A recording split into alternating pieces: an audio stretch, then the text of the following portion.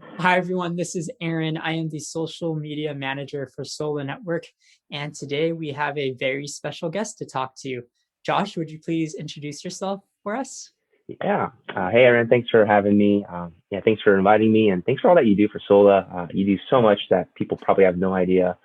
But yeah, happy to be here. My name is Josh. I currently serve as the lead pastor for OMC Family Chapel, which is the English ministry or English congregation for a local Korean church out in Los Angeles.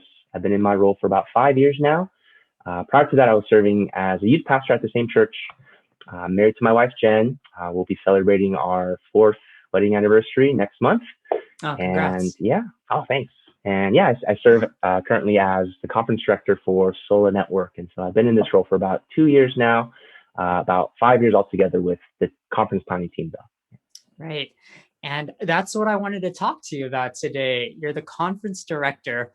2020, the solo conference was canceled. Yeah. So, how did you feel about that when it happened? What was going through your mind as the world was shutting down? Yeah. I mean, it's hard to think that that was actually only a year ago. I mean, it seems so long ago. But as it just kind of reflects back to that time, I think the predominant thought, emotion was just uncertainty. As we were discussing whether or not to cancel the conference, we were wondering, is this the right decision? And, at that point in time, it was pretty early on in the pandemic. I mean, we've been hearing news reports about COVID spreading overseas, but it hadn't really hit the US, in full force at that time. But ultimately, I think just kind of all credit to the wisdom of our SOLA Council. They kind of saw the writing on the wall and thought, you know what, it's probably going to get bad, just hearing all the reports from overseas. And so they decided to preemptively cancel the conference. And so that decision was made March 7th. I remember the date. And as you know, a week later, March 14th, everything was shut down. Our churches were live streaming. The NBA was canceled for a little bit. Disneyland was closed. And so I think looking back, we definitely did make the right decision.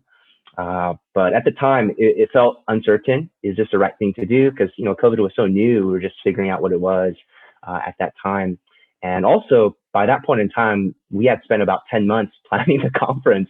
And so just looking at my team and all the hard work and time and effort that they put into planning, it was a little bit heartbreaking to kind of see it go down the drain in a sense. But definitely looking back, it was the right decision to make to prioritize safety, and really thankful for the wisdom and the leadership of the council and kind of guiding us in that direction. And so no regrets whatsoever in canceling that conference. Yeah. Yeah, I remember like some of the emails that were going back and forth between conference team and digital team, Yeah. and it was just a lot of unknowns. But I agree 100% with you that we made the right decision. mm, SOLA Conference 2021 is online now. mm, At the time we're recording this conversation between you and me, we haven't really announced it yet. mm. But why don't you give us a rundown about how you came to that decision to make it online and how it all came together? Yeah. Yeah.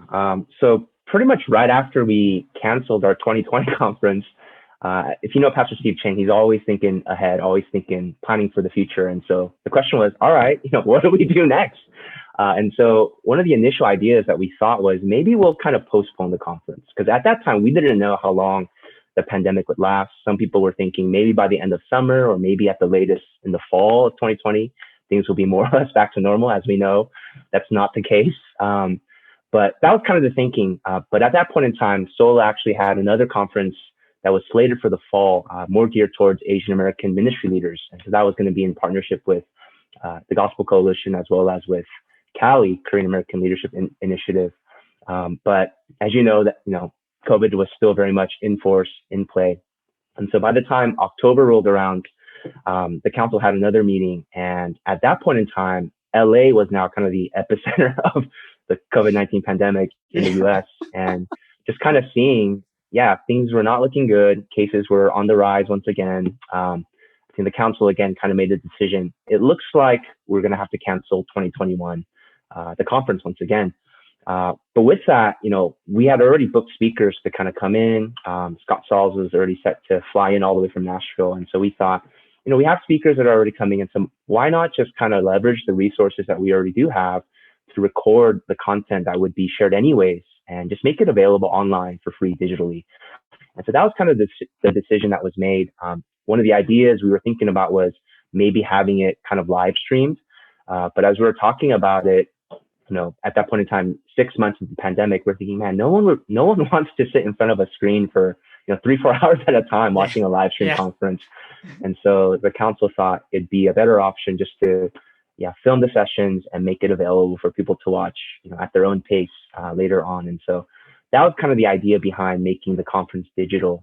Now, with that though, a little bit later as things start to improve with COVID, so in the springtime of this year, the council thought maybe it's a great idea to invite local leaders as well to kind of sit in on the sessions as they're being filmed and just to have an opportunity to connect and gather. And so, this past year's conference, if we can kind of put it that way, was kind of an interesting hybrid where it's a digital conference with the content being sent out for everyone to watch.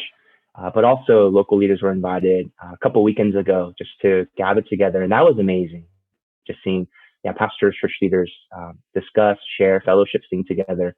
And so really thankful that even though we couldn't have kind of a full-on conference this year, even that we were able to kind of provide these substitutes. Yeah, it's obviously a different vibe whenever you have people there in real life. Yeah. And I thought it was really good that you're able to pull it off in what I think was a really short time. What was the time frame that you had to actually send out the invite to the leaders? I think it was like 3 weeks. So by the time, we thought cases were, at a low enough point and vaccines were rolling out, council kind of made the decision 3 weeks.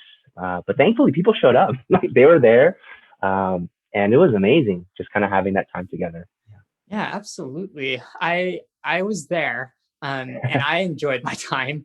What were some of the challenges that you had putting that together? And I'm not just talking about getting people there. I'm talking about arranging everything, working out the schedule, even coordinating the recordings. What were some of the challenges you had? But then also, what were some of the joys that you had putting it all together? Yeah, I think one of the challenges, and it sounds obvious, but life is still going on. One thing to know about the team is we're all volunteers. All of us are just local church pastors, just kind of giving our time. And so ministry is still happening. We're figuring out stuff for our own local churches, getting ready for reopening and indoor services, outdoor services, things like that. And so in the midst of the busyness of that, we're trying to coordinate this conference. But I think, in addition to that, the theme for this year's conference was witness, and really trying to equip the local church to be a compelling witness in a very divisive and divided society and culture. And, everything that's gone on this past year has been really amplified with the pandemic, and not just kind of with the pandemic itself, but, with social unrest, with cultural issues and confusions, with things that we've been seeing in the media. I think just really trying to hit the right tenor and tone, and addressing these complex issues in a way that's pastoral and sensitive and comprehensive. I think that's definitely a challenge. And, in no way can we, adequately address everything that's gone on with the conference. But I think we really wanted to do our due diligence and make sure that, first of all, Christ was being honored in the things that were being shared and preached, but that the church would actually be practically equipped to have and engage in these important conversations that are happening as they relate to their neighbors and their friends or coworkers. And so I think trying to get that right was challenging. And, in addition to that, just coordinating things through Slack and Zoom, a lot of missed messages, a lot of kind of, phone tagging going on. It's much easier just to be able to gather in a room in person. But thankful that the team just made it work as they kind of gave up their time to plan this conference. And I think just kind of talking about some of the blessings and joys of putting this together. I think definitely working with the team, just coming together with like-minded local pastors to put this together, and really envisioning something beyond just our local churches, but still for the local church, has been a huge joy. I think just even gathering in person with those church leaders was a huge blessing. Just the singing. For us, we've just started doing outdoor services about a month and a half ago. But I think, just kind of being reminded again of the power and the joy of congregational worship, singing together. That was a huge blessing. And I think just learning and listening from some of the most thoughtful and pastoral leaders in all of Southern California was a huge blessing. Just to, yeah, pick their brains and see, what they've been learning, and yeah, just being equipped for my own, ministry and personal life. That was a huge blessing. And thanks for sharing that insight with us. Hmm. How do you see conferences and these types of events moving forward post pandemic? Is there still room and even a reason for us to get together in person? Yeah, that's a good question, and I think it also applies to kind of the local church gatherings as well. And I think if anything, in this past year of quarantining, isolation, thank God for common grace gifts like the internet and YouTube and live streaming, and able to kind of meet digitally in that sense. But I think I've learned, and I think a lot of us have learned, that those things, as great as they are no substitutes for embodied life together. And whether it is with the local church or things like conferences, I think moving forward, yeah, they're going to continue to be an integral part of, yeah, community, of sharing faith, growing together in that way. And so I'm excited for conferences to resume once the pandemic is over. And I think there's been a growing hunger for gathering together. I'm sure a lot of bad habits have also been picked up in this pandemic, a lot of spiritual muscles that haven't been exercised. But I think there's definitely a place for conferences in the future. And I think especially for something like SOLA, which is not exclusively for Asian Americans, but is intentionally geared towards Asian Americans. Because, I'm sure you've been to great conferences before, national conferences with, nationally known speakers, and they're amazing, such great content. But sometimes I leave these conferences thinking, man, I learned so much, but it's hard to contextually apply it in my own local church situation, partly because I'm in an Asian American context. But I think what SOLA provides is kind of a contextualized lens for gospel truth to be applied in a way that's more digestible, more kind of relatable. And so I think with that angle as well, something like SOLA Conference will hopefully continue to provide just a great resource for church leaders, for church members, even for people that may not be Christian, but they're interested. And so, yeah, I'm excited to see what God will continue to do with something like SOLA Conference. I'm so thankful that you see the need and I guess the space that we can have for stuff like the SOLA Conference, and to reach out to Asian American Christians, or even Asian Americans in general. What advice would you give to young leaders who are interested in doing this type of conference ministry? I think it takes a certain gifting that you have in order to run an event like this. What advice would you give? Yeah, I think just as a disclaimer, like I'm by no means an event planner. I like administration. I think that's maybe one of my spiritual gifts. But I think to kind of answer your question, it might seem kind of a little bit counterintuitive, but I think to plan something well, like the SOLA Conference, I would say you would actually first need a deep love for the local church. And that might seem kind of counterintuitive, but unless you deeply love the local church, you're going to miss out on what the purpose of this conference is in the first place. Like SOLA exists not to replace or substitute the local church, but to come alongside the local church, to support the mission of the church, to make disciples of all nations. And if you don't have that in mind, then you're going to miss the reason why we're even doing this in the first place.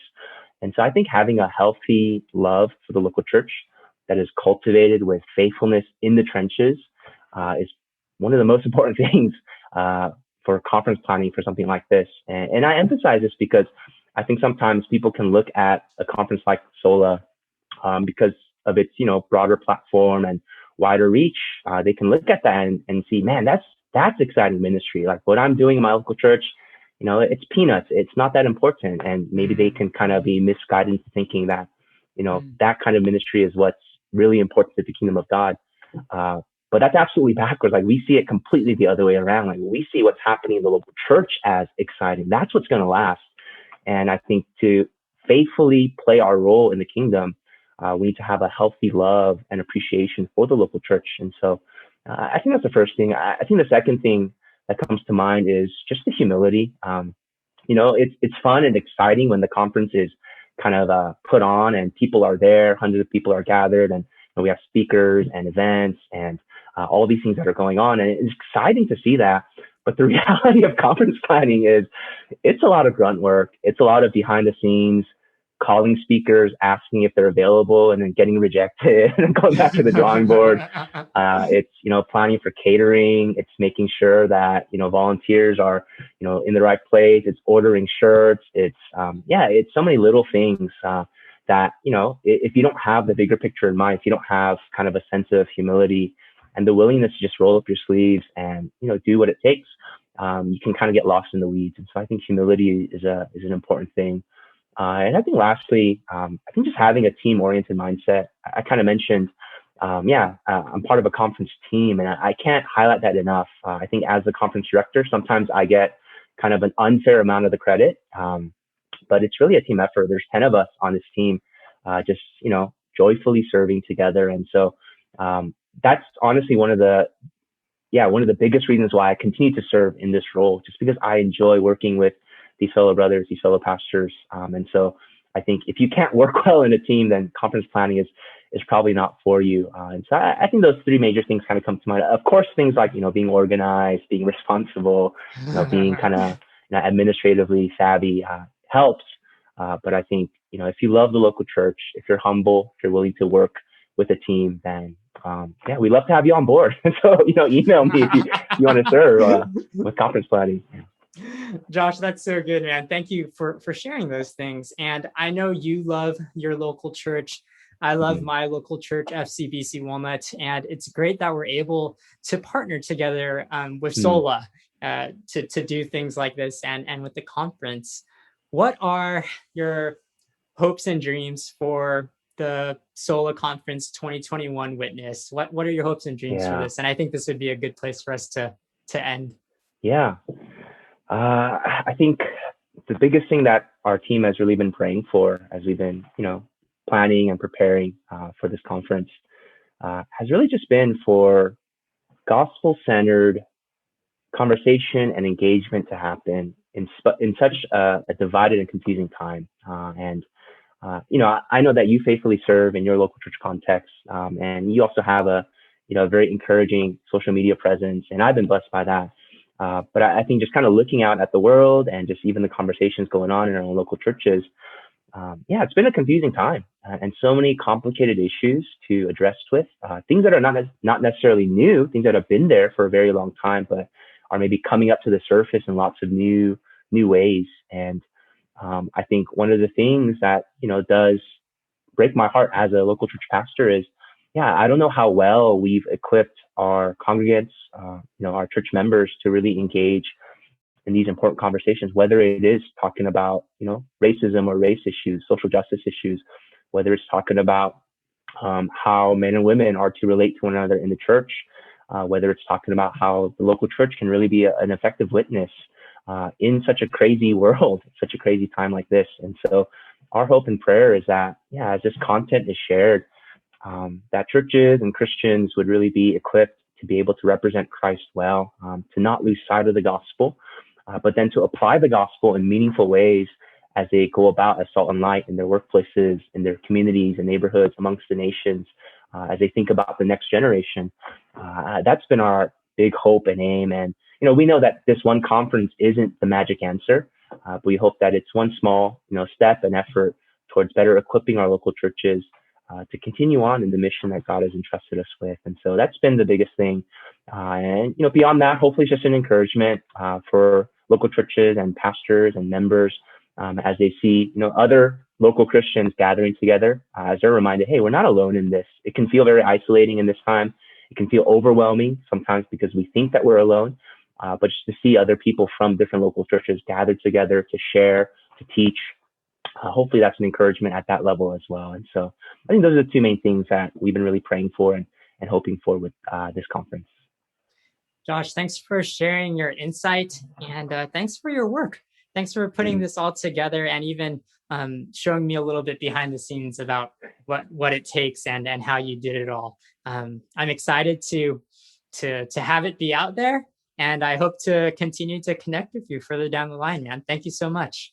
Yeah, my pleasure. And thank you, Aaron, and thank you, Solar Digital. I know we only handle one part of it. You guys are, doing all the work of getting it out there. And so thank you guys for your faithful work. And yeah, super thankful to be in partnership with you.